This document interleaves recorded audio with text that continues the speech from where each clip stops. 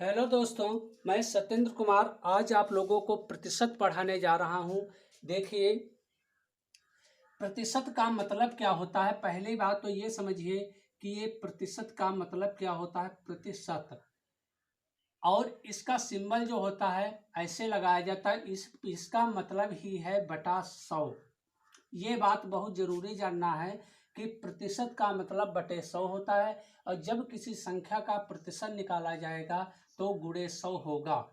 पहला, इससे पहले कि आप लोग ऑनलाइन पढ़ने के लिए 88 40 88 07 पर संपर्क कर सकते हैं। मात्र 199 में पढ़ाया जा रहा है। अगर जो आप लोगों को विज्ञान कंप्लीट करना हो तो यस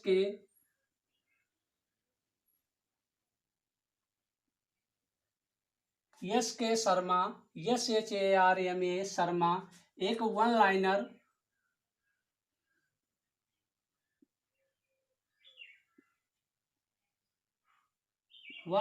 पुस्तक आ रही है जो संपूर्ण विज्ञान, भौतिक, रसायन और जीव विज्ञान की एक वन लाइनर पुस्तक होगी। लगभग इसी पुस्तक से सारे क्वेश्चन विज्ञान के जितने होंगे सब फंसेंगे। पहला क्वेश्चन हम देखते हैं।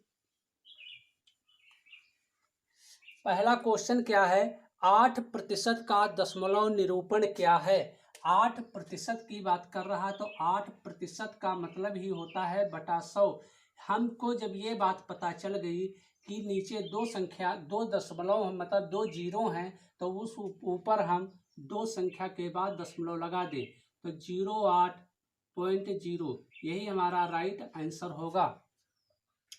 अगला क्वेश्चन है 10⁻20 का 100% क्या है? 10⁻20 का 100% क्या है? 100% क्या है? इसका मतलब है 10⁻20 का मतलब है गुणे 100%, का मतलब है बटा 100। 0 0 कैंसिल बराबर 10⁻20 यही हमारा राइट आंसर है। अगला क्वेश्चन है 0.35 का मान दर प्रतिशत में क्या होगा? 0.35 0.035 का मान प्रतिशत दर में निकालना है। जब कभी हमको प्रतिशत निकालना होगा तो हम गुणे 100 करते हैं और दो हमारे पास दो जीरो हैं तो इस दशमलव को दो संख्या खिसका लाएं तो हमारे पास बचेगा 3.5 बचेगा। यही हमारा राइट आंसर है। अगर जिसको हम हल करेंगे तो 0.035 बटा 30% के लिए गुणे 100 हम लगाएंगे तो एक दो कट गए और एक संग ये दशमलव हमारा निकल गया। एक संख्या के बाद दशमलव लग गया तो 3.5 हुई राइट आंसर आएगा। अगला क्वेश्चन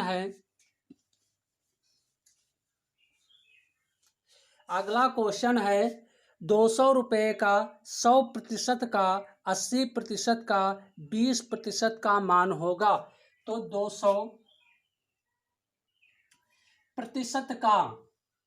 200 रुपये का, जहाँ पर रुपये की बात आती है, का 100% गुणे 100% का मतलब है बटा 100, का 80% का मतलब है गुणे 80 बटा 100, का 20 का मतलब है बटा 100, प्रतिशत का मतलब बटा 100, का और के की जगह पर हम गुणे का चिन्ह लगाते हैं। 1 1 1 1 0 0 0 0 0 0 0 0 8 दूनी 16 दूनी 32 16 दूनी 32 यही हमारा राइट आंसर होगा। अगला क्वेश्चन है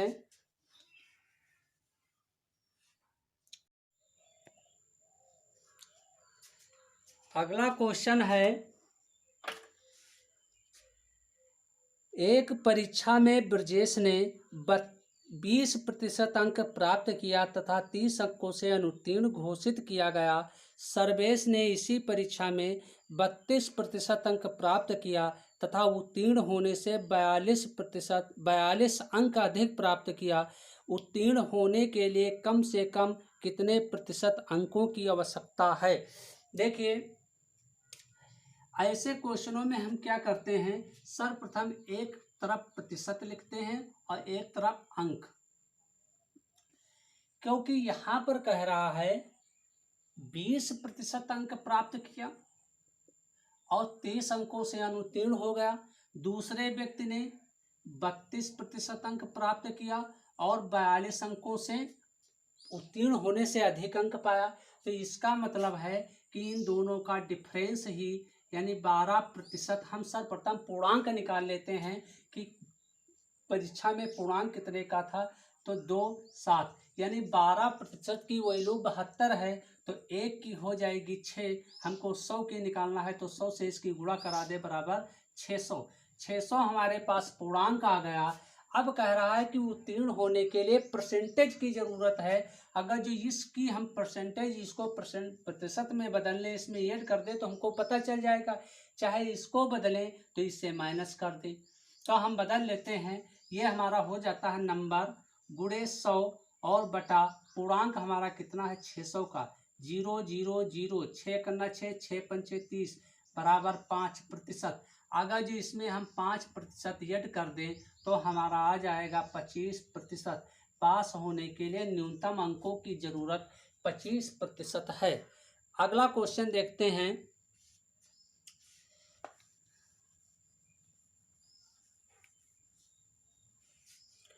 अगला क्वेश्चन है, एक विद्यार्थी को उत्तीर्ण होने के लिए पूर्णांक का 33% अंक प्राप्त करना आवश्यक है। वह 25% अंक प्राप्त करता है और 40 अंकों से अनुत्तीर्ण हो जाता है। अधिकतम अंक क्या होगा? अधिकतम अंक मतलब पूर्णांक पूछ रहा है कि अधिकतम पूर्णांक कितना होगा परीक्षा में। देखिए, एक तरफ हम प्रतिशत लिखते हैं और एक तरफ अंकों की बात कर रहे हैं, अंक लिखते हैं। प्रतिशत हमारे पास कितना है, 33% विद्यार्थी पास होने के लिए 33% अंक प्राप्त करना आवश्यक है। 25% अंक प्राप्त करता है, 25% अंक प्राप्त करता है और 40 अंकों से अनुत्तीर्ण और 40 अंकों से अनुत्तीर्ण हो जाता है। तो इसमें देखिए 35, ये 33 से 25 जाएगा, कितना बचेगा 8। 8% की वैल्यू दे रखा है 40, तो 1% की वैल्यू हमारी निकल आएगी 5। हमको 100 की वैल्यू निकालना है तो इसको 100 से गुणा करा दें बराबर 500। ये हमारा 500 क्या आया, पूर्णांक। यही अधिकतम अंक पूछ रहा था तो हमारा राइट आंसर हो जाएगा 500।